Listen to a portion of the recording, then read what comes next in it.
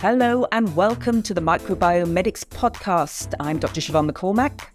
And I'm Dr. Sheena Fraser, and we're your co-hosts. We are both GPs and lifestyle medics with a shared passion for microbiome science. And we have spent the last 5 years deep diving into the world of the gut microbiome. We'll be translating the evidence and packaging it into actionable, bite-sized chunks so that you can harness the power of the microbiome to improve your own health and that of your patients. Just before we start this interview, we'd like to remind our listeners to take a look at the Gut Microbiome for Clinicians course. It's available through bslm.org.uk. It's a comprehensive course on the gut microbiome which takes you from the basics to the clinical application of this fascinating new area of medicine. This course will empower you to use microbiome science in your daily practice.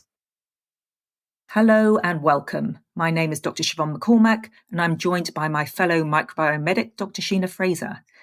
In this episode, Sheena and I will be discussing the connection between your gut microbiota and your brain and how this might impact your experience of pain. We're going to explore ways in which your bacteria can talk to your brain, how your brain can talk back, and how these conversations might impact our behaviour and our perception of pain. This discussion will lay the groundwork for part 2 of this exploration into the gut microbiome and pain, when we will be joined by leading UK pain management consultant and author, Dr Deepak Ravindran, who's translating this evidence into his clinical practice. Sheena, hello. You've been looking into this area. What can you tell us?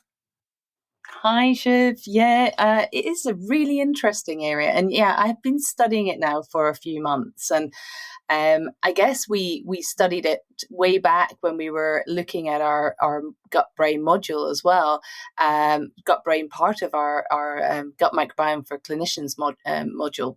And, we looked into it in a reasonable amount of depth in those days. But now, we're taking it a wee bit further now, and we're going into a greater depth with this and really looking at the interplay between the gut microbes and the brain. And so, I've been really looking forward to covering this. And I think, people have been interested in us covering this, and we've had requests for that from our listeners.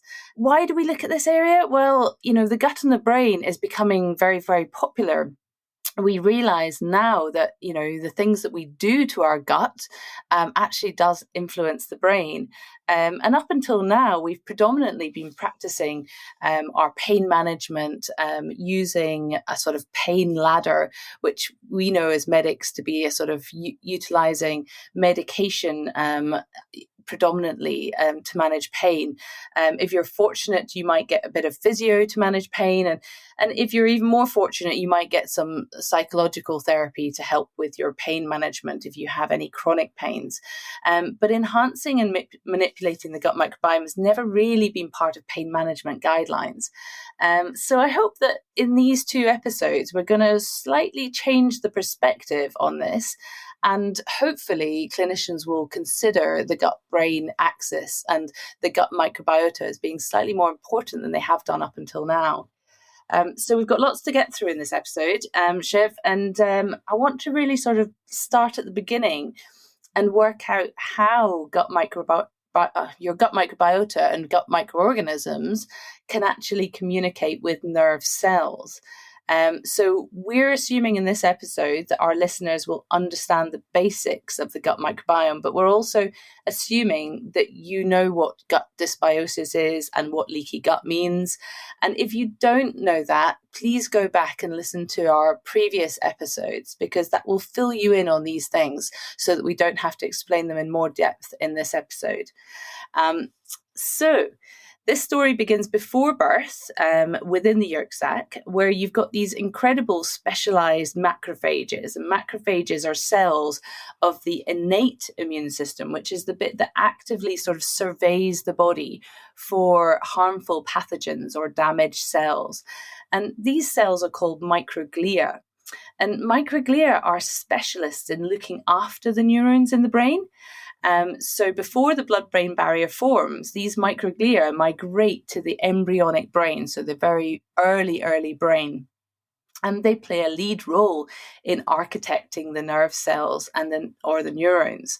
They're also capable of turning inflammation on or off when it's required within the brain. There's some other important cells that we need to bear in mind as well, called astrocytes. And astrocytes are a type of nerve cell which are essential for normal brain function, but they also help to maintain the blood-brain barrier, which is this incredible barrier, much like the barrier in the gut. It's a very active barrier, and Siobhan's going to tell us a little bit more about that in a wee bit. But essentially, if you think about the endothelial barrier in the gut that we've already talked about, how it's able to sort of let certain things through, but not others, the blood-brain barrier is very similar. It's the barrier between the blood and the brain itself, the central nervous system, and it exists all around the brain, and it essentially lets the important things in and hopefully doesn't let the harmful bacteria or harmful toxins into the brain. So they're important, and they're an essential form of defense for the brain to prevent infections and damage from toxins. And there's other key players in the gut-brain connection. So the vagus nerve, which travels from the gut to the brain, acts as an information highway between the two organs, and the peripheral nerves, which transmit information back and forth from the peripheries of the body, and also the enteric nervous system, which we know exists within the gut itself, which is one of the biggest and more complex nervous systems in the body. And the information can travel from the enteric nervous system via the vagus nerve up to the brain. So what I wanted to do now, Shiv, is I wanted to go through some of these areas in a little bit more depth. So, Shiv, you've looked at how we communicate between the gut and the brain. Can you just talk us through some of the mechanisms that this happens? Yeah, I think it's probably really important for listeners to have a basic understanding of the three main systems that connect the gut to the brain. These three systems are the nervous system, the endocrine system, and the immune system. And this takes place in something that's being dubbed the gut-brain axis. Now, the nervous system in the gut, as you've just said, Sheena, is called the enteric nervous system. It's nicknamed the second brain. That's because it contains a similar number of nerve cells to that of a cat's brain. It's also got a similar number of nerve cells to our spinal cord. So it's highly innervated. But instead of being arranged in one discrete area, it's arranged in a mesh-like sock almost that lines the whole of your gut from your mouth to your anus. So it's there waiting to receive messages, and it's throughout the gut. The endocrine system. Now, the gut is the body's largest endocrine organ, and over 30 gut hormones have been identified to date, and they're involved in a huge diversity of roles, including your satiety, energy metabolism, motility, and also pain as well. So the endocrine system releases messenger hormones from the gut into the circulation that can travel to distant tissues. Now, then there's the immune system.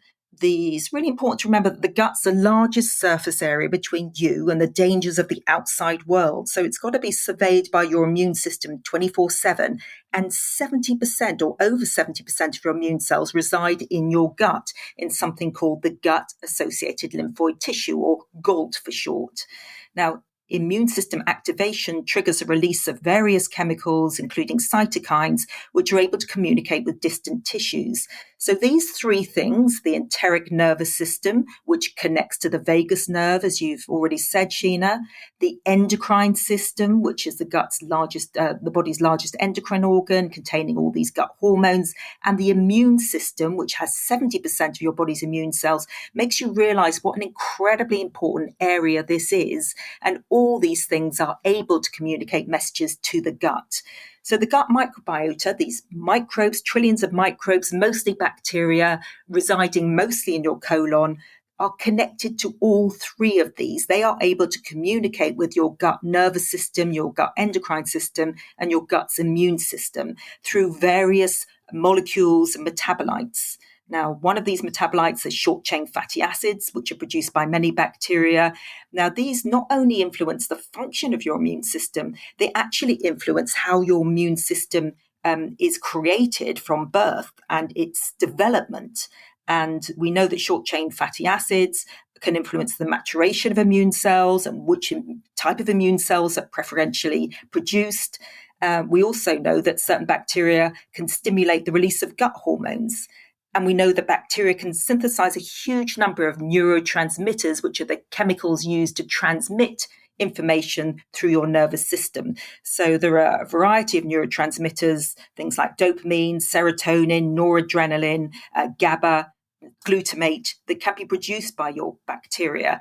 It's very complex. It's quite a new area of research. But Sheena, can you tell me a bit more about this? Because I think you've looked into the production of some of these neurotransmitters by the colonic bacteria. Yeah, it is really interesting. And certainly, there's quite a few of these neurotransmitters that are produced by the gut microbiota.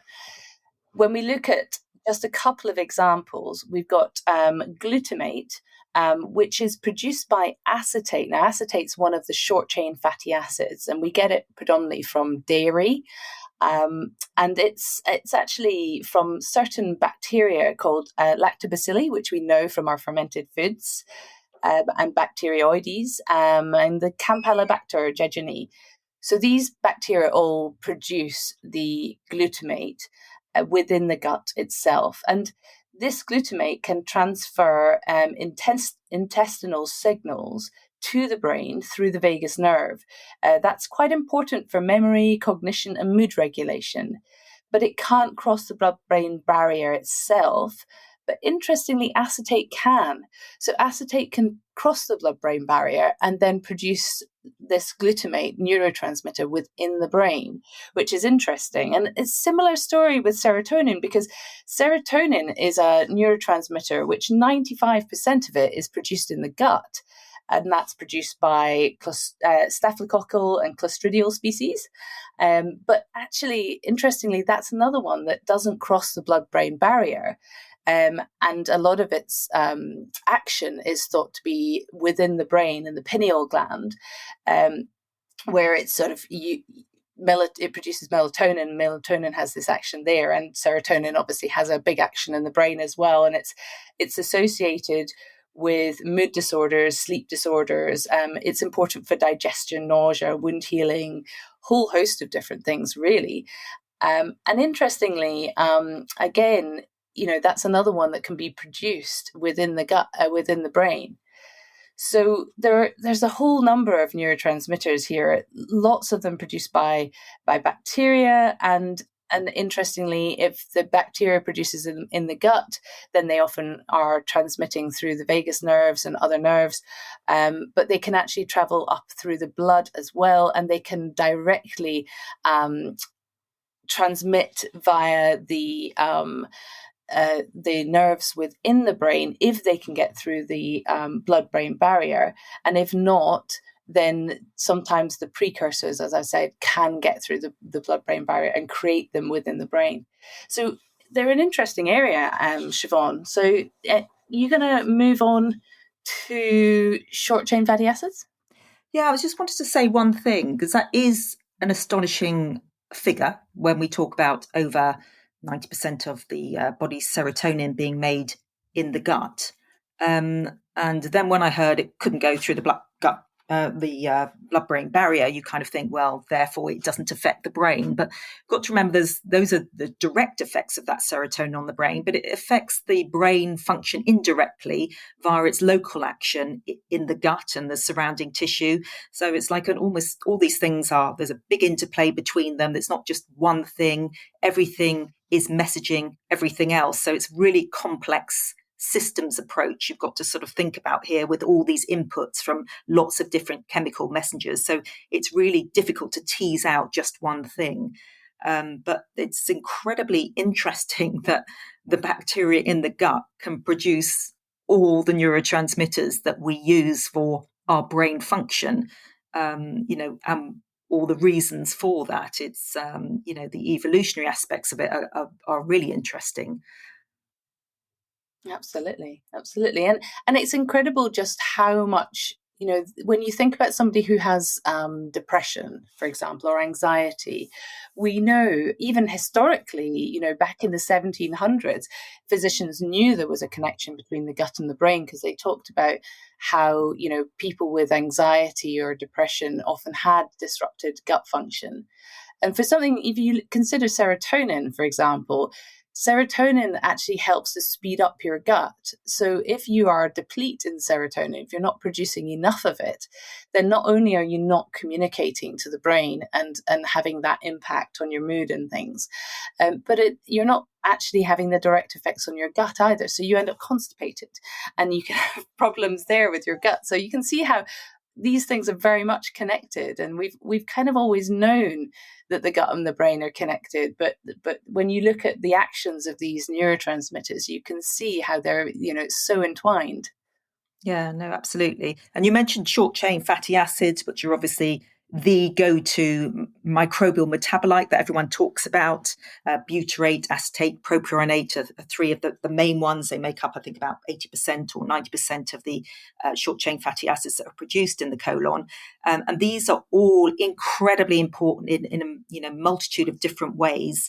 And for example, short-chain fatty acids, there are short-chain fatty acid receptors, these G protein coupled receptors, everywhere in the body, in every organ, including the brain, who are able to sort of accept the ligand, the short-chain fatty acid, which then instigates another action. So the short-chain fatty acids are hugely important as communicators, as signaling molecules all over the body, but especially in this context with the brain. And we're talking, or will be talking, about chronic pain, and how have you talked about short chain fatty acids being really important for the production of these neurotransmitters, which I hadn't quite appreciated.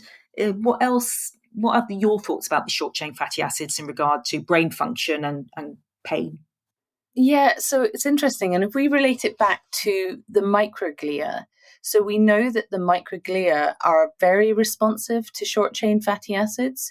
So if you have enough short chain fatty acids stimulating the microglia, then that really helps the microglia to architect the brain and to keep the brain functioning really healthily, and to survey the brain and make sure that you're getting rid of any toxins, getting rid of any damaged cells. So short-chain fatty acids are really important for this function. And interestingly, if you have disruption to short-chain fatty acid production early on in life, in the first 1,000 days of life, with, for example, antibiotic use, C-section birth, or your feeding choice being bottle feeding, you won't produce the same quantity of short chain fatty acids as you would if you were vaginally delivered birth, breastfed, no exposure to antibiotics. And there's a big difference in the architecture of the brain as a result of that. So it's quite important that we have sufficient short chain fatty acids for these important functions. And if you look at people who suffer from chronic pain, they have been found to have low levels of short chain fatty acid production. So short chain fatty acids actually seem to play a role in dampening pain responses, so that you don't feel pain so acutely if you have a higher quantity of short chain fatty acids. So if you have a terrible diet, then I think you won't be producing so much short chain fatty acids, and that may then mean that you suffer pain more greatly. Yeah, I think it's really important, that point about how important the gut microbiota are in the development of our brain function and our immune system, and that really connects together. And any listeners who are wondering, well, how do we know this? Then that's an excellent question to ask. A lot of our studies are actually animal studies in germ-free mice. These mice have been specially bred to have no microbes, so they have no microbes anywhere, and that means they have no microbiome in their gut. And they found that these mice have very different brain structures and a very different immune system.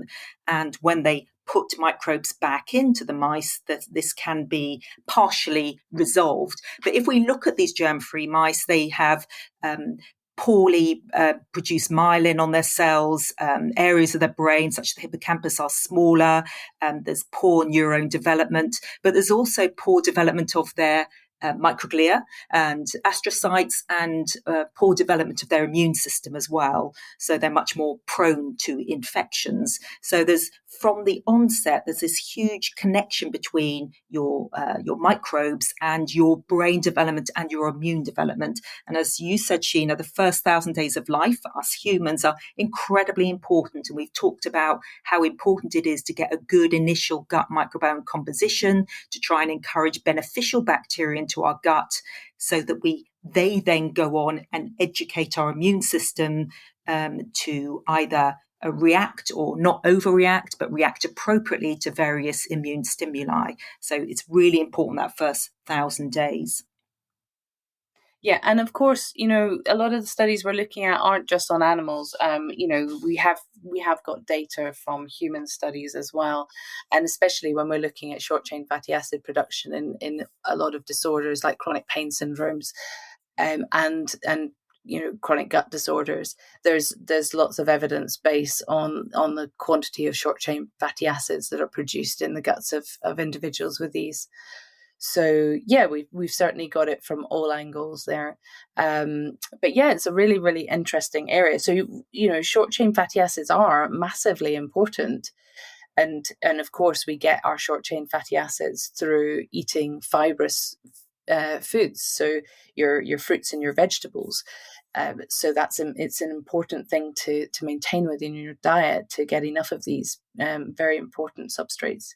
So, Siobhan, what else were you going to tell us about? Well, I think we're just, because we're going to be moving on, we're trying to set the groundwork for a discussion on pain and chronic pain. I thought it'd be useful just to briefly discuss the difference between them, because we often divide pain into acute pain, which is evolutionary mechanism, which is useful for us. It alerts us to a harmful stimulus, moves us away from that stimulus, protects us from tissue injury, and allows time for healing. But this is different from chronic pain, which the International Association for the Study of Pain defines as pain that persists for more than 3 months, and it doesn't have any evolutionary benefit. Chronic pain is a huge issue in the NHS and globally. It's thought that 30% of the population worldwide suffer from some form of chronic pain disorder, which is, I was really surprised at, actually. Now, the mechanisms of chronic pain are incompletely understood, but we do know that inflammation seems to be a key theme. So lots of different stimuli can excite these pain receptors called nociceptors, and including inflammatory molecules can actually excite these pain receptors. And stimulation of these nociceptors releases these neurotransmitters we've been talking about, which alert the central nervous system, microglia and astrocytes, those 2 important brain cells that you mentioned. And these microglia and astrocytes then trigger a pro-inflammatory response in the brain. So you get infiltration of pro-inflammatory cytokines, chemokines, and immune cells, white blood cells, and various other immune cells as well. And this is known in the brain as neuroinflammation. Now, short term, again, neuroinflammation appears to be largely protective. It protects us from the host from pathogens. It protects us from toxins. But the concern is this chronic inflammation is a key driver of many brain disorders, including chronic pain. So we think that this neuroinflammation is responsible for generating and sustaining the sensitization of our nerves. And that's one of the important things that leads to chronic pain. So I suppose if we're targeting or thinking about chronic pain and targeting neuroinflammation, then we could think about treatments that might be helpful in that regard. So, I mean, Sheena, people could ask at this stage, so what has neuroinflammation got to do with the gut microbiome? Yeah, absolutely. Well, I mean, the inflammation has to start somewhere, and often it is within the gut. So we know, for example, LPS, lipopolysaccharides, which are derived from the breakdown of the wall of gram-negative bacteria. So the more sort of inflammatory, harmful bacteria, the way that they create inflammation often is through the direct impact of LPS. And LPS is really interesting. So it can get through the barrier, the wall of the intestine into the bloodstream by creating inflammation and allowing itself through. And then it can do the same in the brain. So it can create inflammation all over the body, but up in the CNS, it can increase the permeability of the blood-brain barrier, and it can increase the inflammatory response of the microglia and the astrocytes. Sheena, can I stop you there for a minute? I just wanted to ask you a bit, because I feel I don't know enough about this area, the blood-brain barrier and its permeability and what makes it more permeable. Have you read much about that, or could you enlighten me and the listeners? So the blood-brain barrier is basically the barrier between the blood and the brain cells, and it's kind of similar. It's got tight junctions, the way that you have tight junctions in the gut membrane. So these tight junctions are not just, simple junctions. They're actually very complex, and they respond to a whole lot of different signaling and different transmitters and things. So they're able to open up in response to the good things that it needs. So it needs energy. The brain needs energy. So it needs molecules that provide energy to be going through, and it also needs a lot of these neurotransmitters, and it needs short chain fatty acids and things. So these sort of beneficial things should be allowed through, but it doesn't need toxins, and it doesn't need harmful bacteria. So it needs to be smart enough to not allow these things through. So the tight junctions are very smart, but they can be eroded. And if you have sufficient inflammation within the bloodstream, then of course, in the same way that the gut barrier can be damaged, the blood-brain barrier can become damaged, and you can get leakage of pro-inflammatory substrates like LPS and other toxins produced by bacteria or fungi or viruses through into the brain. So it's an important part of the nervous system and the immune system, and it's very much dependent on signals from the nervous system either side. It's dependent on the blood itself and what the blood contains, and it's dependent on it's maintained by things like short chain fatty acids, which help to reduce inflammation. So it's quite complex, but responsive, and very changeable in response to different things. So we know that, for example, if you're very, very unhealthy and you have a very unhealthy diet, high fat, high sugar, then you're more likely to have LPS within the brain itself, directly affecting the microglia and the astrocytes, and you'll get more inflammation in there. So you are actually allowing the LPS through in these very pro-inflammatory states. And that's what we're talking about when we're talking about inflammation in the body. It's these very inflammatory cells that are producing all this inflammation elsewhere, but they often do come from the gut. Yeah, we always seem to go back to inflammation as being the sort of the common ground that is so critical to the pathogenesis of these non-communicable diseases, including brain disease like Alzheimer's disease, depression, mood disorders, chronic pain, but also this chronic low-grade inflammation that we get in the circulation, which is often related to gut barrier dysfunction. So I suppose it's worth us just reminding everyone how important the gut barrier is, the largest surface area between you and the outside world, and that it has to be permeable. So you can't have a gut barrier that's completely closed off like a brick wall, because you wouldn't be able to get food and nutrients and water through. So it has to allow the good things through. But what you don't want is the epithelial cells to open up and so widely and permanently that they just let everything through. Because if you think of the traffic going through your gut every day, all sorts of toxins, bacteria, potentially harmful molecules, you don't want that aggravating or getting through into the body and setting off this chain of reaction from the underlying immune cells that are there waiting to be activated if they recognize any potentially dangerous molecules. And I think what seems to be happening with our diet and with the Western diet, where we've got it reduces the number of beneficial bacteria, it reduces short-chain fatty acids, which is hugely important in mucus production and in keeping the lining healthy. It feeds the enterocytes, which are the lining cells of the gut. And if you're reducing the beneficial bacteria and you're producing the beneficial metabolites they're producing, and you're also doing the opposite, you're actually sort of increasing the potentially pathogenic bacteria that are producing all sorts of toxic secondary bile acids. So you're getting a lack of a mucus layer, and you're getting, potential toxins being produced. That all damages the gut barrier and allows pathogenic particles to come through and trigger a low-grade inflammation. And instead of an acute inflammation is good, it turns an inflammatory response on that is good to protect you from dangerous particles. But if you've got this kind of slightly lazy, chronic, low-grade inflammation, never quite turning off all the time, that's incredibly aging and damaging to the body in all sorts of ways. It very much mirrors what you were saying about the blood-brain barrier and neuroinflammation, really. What do you think, Sheena? Absolutely. So it's, and if you look at LPS in particular, it's not just necessarily having its impact on the brain, but also elsewhere. So, other more peripheral nerves, like the trigeminal nerves, for example, have these nociceptors, so these receptors on them that are very responsive to LPS.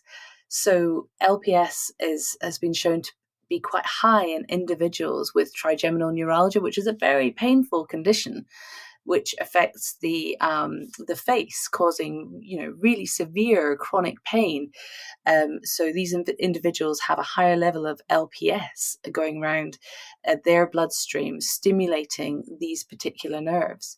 So LPS can directly stimulate pain through that kind of a mechanism, and it can create inflammation, which can stimulate pain, and it can also be quite damaging to short chain fatty acids. And LPS is quite toxic generally to a lot of organisms, so it reduces the beneficial microorganism population and reduces the beneficial neurotransmitter that are produced as well. So there's a whole host of impacts. And so I guess what we're saying is that you can't say there's one particular mechanism that's happening here to create pain, because pain is created through a whole number of different mechanisms. But the big story is that if you have a really healthy gut microbiota, that goes a long way in terms of preventing pain. And so, maintaining that healthy gut microbiota throughout your life, I think, is really important, because interestingly, your threshold for pain, so the amount of pain that you experience as a person when you're exposed to painful stimuli, is worse if you are if you have low short chain fatty acid production and a more dysbiotic gut, than if you have a very healthy gut microbiota with lots of short chain fatty acids. So all of these things are linked, and of course we know, as microbiome medics, that it's not just one thing that creates a healthy gut microbiota. It's a whole number of things, and one thing can be enough to topple it. So if you're chronically stressed, or if you have sleep deprivation, or if you just have a terrible diet, all of these things can really topple your gut microbiota and create that really unhealthy, unbalanced microbiome that puts you more at risk of this. So enhancing your gut microbiome is key. Yeah, and I think it's a really important point you make there, that you can't just do that by taking a probiotic, because everyone automatically says, well, chronic pain, if you're saying the gut microbiome is involved, then tell me which probiotic I should take. And it's just really important. There is a place for things like probiotics, I'm sure, but you've got to get the foundations right. And it's very similar to the lifestyle medicine approach. which, you've got to look at your sleep, you've got to look at your connectivity, at your stress, you've got to look at time in nature, physical activity, and, what you're eating. All of these things and more are important, and you have to take them all into account, and they all affect the microbiota in really positive ways if you get them right. And all of these things make a small amount of difference, and when you add them together, it can be incredibly potent. But I suppose in Western medicine, we're very used to not looking at systems and networks and changing everything at once. It's very much been one pathway from A to B, a drug, and look at what happens. So we're very much primed to just take one thing at a time and then judge about whether it's good or not and throw it away if it's not helpful. It's very much a sort of medication approach. And I think this is very different. I'm really excited to be speaking to, when we speak to Dr. Deepak Ravindran, because he very much incorporates all this into his chronic pain program. And he's looking at all the evidence and trying to incorporate it, from the get-go, really. So, yeah, that will be really interesting. Absolutely. Yeah. And were you looking at some studies this week, Siobhan? Yes, there's two things I just wanted to bring. Just talking about Dr. Deepak, I just finished his book, The Pain-Free Mindset, which 7 Steps to Taking Control and Overcoming Chronic Pain. It's published by Penguin Random House. It's brilliant. It's brilliant for listeners, whether you've got pain or not. It's brilliant for all medics, because he has a really good way of communicating the science, which you'll hear when you listen to the next episode of this podcast. But also in a book, because I just don't know, I'm really struggling in general practice at the moment. We have 10 or 15 minutes with a patient who's come in with multiple problems, and you've really got to respect your patients, what they've come in for. It's their time. And, I've got so many other things I'd love to discuss with them, but we're just so time limited, that to have this, genius book that basically is like a course, it explains, it gives you a toolkit for overcoming or living with chronic pain and improving your perception of chronic pain. It's absolutely brilliant. It's like an action plan. And I highly recommend it for anyone who is suffering from chronic pain, because if you do follow what he says in the book, I really will help you. But the other paper I brought, because talking about this brings you on to things like an anti-inflammatory diet. When people with chronic pain, that's one of the things they're told to look at, and it all gets very muddled. What's a gut microbiome diet? What's an anti-inflammatory diet? What's a Mediterranean diet? But actually, all of these things as key components which are important to all of them. So I just found this paper which I liked, called The Effect of an Anti-Inflammatory Diet on Chronic Pain. It's a pilot study by Sala-Climent et al., and it was published in Frontiers in Nutrition in July 2023. It's a very small study, and that's important as well, because these studies in nutrition are hugely expensive. There's no big drug companies funding them. So they are very difficult and complex to do. Teasing out all the mechanisms is very difficult. But they were looking at chronic pain in rheumatic diseases, and it was really sort of divided into 2 parts, which I thought were quite interesting. First of all, they did a systematic review of the literature, looking at all the things they could find that had a really good evidence base behind them at reducing chronic pain. A lot of it is based on a lot of the chronic pain studies and diet being done on the Mediterranean diet. So they looked at all these things, and they collated a 13-item anti-inflammatory diet guide based on the Mediterranean diet. So it was for rheumatic disease patients who are often really poorly, in a lot of pain, and have a lot of autoimmune problems as well. So it was quite strict. So it was without red meat, gluten, or cow's milk. But all the usual suspects were there. So high fruit, veg, high legumes, all these things that are rich in antioxidants, rich in brilliant polyphenols. They talked about increasing your omega-3s as well. They introduced coffee, which is very rich in phenolic compounds. Also interesting is curcumin they added, which is more unusual in these sort of studies, but every day in conjunction with black pepper, which increases its bioavailability by over 100%. But curcumin is known to inhibit the expression of various pro-inflammatory cytokines as well, like IL-6 and TNF-alpha. So that was kind of interesting. So they had 45 chronic pain patients. They introduced this diet over 4 months. They didn't it's not a randomized controlled trial, but they did carefully measure pain perception, depression status, sleep, and quality of life issues. And it's a pilot study, so they're going to hopefully go on and do a larger study. But it did show that this anti-inflammatory diet, restricting the consumption of pro-inflammatory foods, did significantly reduce chronic pain and improve the symptoms of stress and depression as well, and improve sleep. So it is interesting because all these things are integral to your perception of pain. If you're anxious and you're producing a lot of cortisol and your HPA axis is activated, you're feeling more stressed or depressed, or your sleep's really disturbed, your perception of pain does change. And when you don't sleep, your pain perception, your experience of pain is often much worse.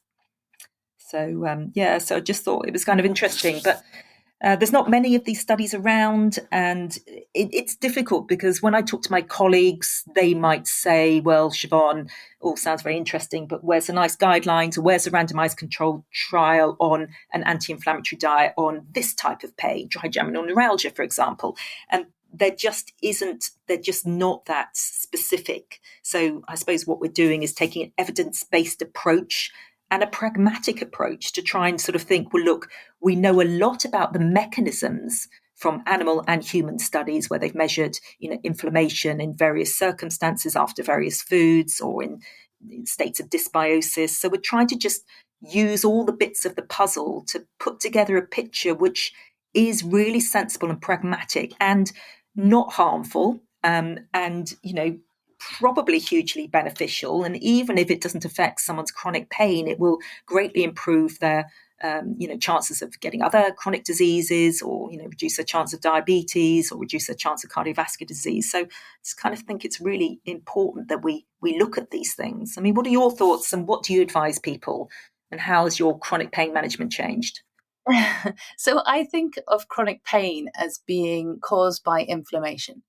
And that's what this study is showing. This study is showing that there's a big inflammatory component to this chronic pain, because what they've done is they've put people on foods that are going to reduce inflammation, like your fibrous foods, like your fruits and your vegetables, your curcumin, which comes from turmeric.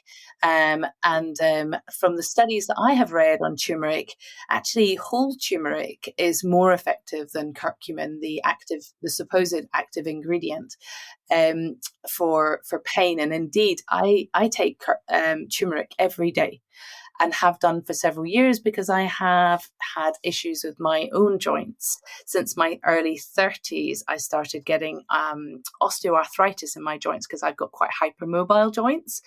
So they move too much and they rub together. And my response to that is to take turmeric every day, and to also exercise so that I strengthen the muscles quite a lot, so that keeps my joints pretty healthy. And so long as I do that, I keep them fairly pain-free. And so I would agree with the turmeric, and I'd agree with the Mediterranean style diet with the nuts and the olive oil and the lots of fruits and vegetables, because they're all very, very low in good at lowering inflammation. And all the short chain fatty acid production, we know now that that's going to have a very anti-inflammatory effect on the brain, on the nerves. So that's going to be important as well. And hopefully then you can outcompete these horrible gram-negative microorganisms that will produce more LPS and create more inflammation. So Sheena, when I was talking about the diet as well, you just reminded me there, sorry to interrupt you. It's not just, we're talking a lot about what we're putting into a diet. Now, just as important with the gut microbiome, as you and I know, is what you don't have in a diet. So all these things are whole food, plant-based, as low processing as possible. So you're not having these ultra processed foods full of additives, emulsifiers. sweeteners we know are very detrimental to the gut microbiome. So it's also, you're not having those things which are toxic to the composition of your gut microbiome. And, that's just as important. I think that's probably the main thing that links all these different diets, because we all get very confused about whether we should be completely plant-based, or can you have meat, or, can you have this or that, or the other. I think the main theme for everyone, whatever your choice of food, is the ultra processed element, and reducing the additives, reducing the emulsifiers. We are all going to benefit in whichever style we choose to eat. Yeah. And so this really matches with the experience that a family friend of mine had, who had rheumatoid arthritis diagnosed in her 30s.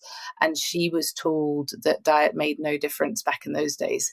And that was, 40 odd years ago.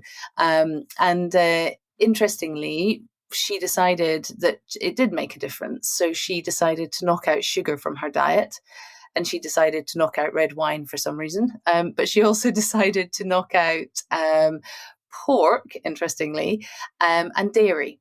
So in line with this study, she'd knocked out dairy and the sugars, which and she had the addition of knocking out pork and knocking out red wine. But I don't know which of these interventions was the most effective, or whether it was a combination. But essentially, she resolved her rheumatoid arthritis for 30 odd years with this diet. So, it can be done. I've seen it before. You seen it with people with autoimmune conditions who have managed to go on these very anti-inflammatory diets and resolve things in the same way that, when you look at visceral pain, so chronic pain and inflammation in the gut, that can be caused by inflammation, obviously coming from harmful organisms. And I had a friend once again who with Crohn's disease, who switched to a Mediterranean style diet and has managed to resolve their Crohn's disease through a sort of very anti-inflammatory Mediterranean diet, again getting rid of the processed foods in the diet. So it all sort of followed suit, that if you can alter your gut microbiome, you can reduce inflammation within there, you can improve the harmony, you can increase your short chain fatty acid production, you improve your neurotransmitter production, you dampen down your LPS, and you dampen down the toxins from these gram-negative bacteria, and of course the harmful bacteria themselves that can be very stimulating for pain. Then all of this can turn around chronic pain syndromes. So I would say in my own clinical practice, I'm utilizing this knowledge, and I am encouraging patients to take this approach, but also, like you say, it has to be holistic. You have to consider what else might be triggering dysbiosis of their gut, and looking at their sleep and looking at their stress levels and things like this as well. But I think it's really, really important. And, just as another little example, I had a patient with recurrent shingles exacerbations that kept happening. And shingles is a very painful disorder that is down to the reactivation of the herpes zoster virus. And what was happening is his herpes was a little bit out of control and going a bit haywire. And as a result, he was just getting episode after episode. And what I advised him to do, because he had a fairly okay diet, was to increase the ferments in his diet. So increase the lactobacilli, which would then increase his short-chain fatty acid production. And I also advised him to cut down on sugars and any processed foods and things. And his symptoms resolved. Yeah, I think the addition of fermented food is kind of a really exciting thing. And there is evidence coming out about probiotics, particularly probiotics in particular subtypes of IBS. But again, not on their own. It has to be part of a kind of holistic approach, as you say. But also until, there's not very many studies out on probiotics and more unusual types of chronic pain, or, for example, neuropathic pain.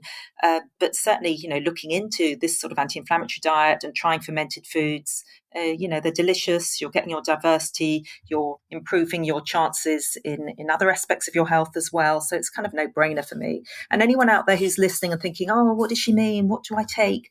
I really, again, going back to the pain-free mindset and this diet that, Deepak's got a lot of really lovely information in this book about working out what your diet's like and what you should be on. And he really takes you through it step by step. So if anyone's wondering what they should do next and where they can get help, you'd be well advised to have a look at that book. Great. Well, I'm really looking forward to discussing this with him next time. Was there anything else, Siobhan, you wanted to cover before we head off today? No, I might have another look at this book before we speak to Deepak, but otherwise I will meet you when we speak to Deepak. Excellent. All right. So thanks very much, Siobhan. That's been a really interesting discussion. I'm really excited at this area. And of course, the gut-brain connection is so important, not just for pain, but also for a whole host of other disorders. And I think, we might consider another episode of the podcast on this in the future after the podcast next time with Deepak, so that we can look at, for example, the relationship between the gut brain and mental health, and also things like neurodegenerative disorders and other conditions that I think are really, really important to be looking at now. So again, it's a similar approach with all of these things, but I think this is a really important area, and I think so many people are affected by disorders of the gut-brain axis that we need to be covering this, and we need to think about solutions that are more holistic and also more centered around the gut itself. So thanks very much. Lovely to be with you, and looking forward to the next podcast already. So thanks again. Bye-bye. Thank you so much for listening to this episode of Microbiome Medics podcast. We really hope you enjoyed the content, and we welcome your feedback. We'd love to hear any suggestions you might have for microbiome topics that you'd like us to cover. And we also appreciate listeners' questions, and we'll endeavour to answer them in the next podcast.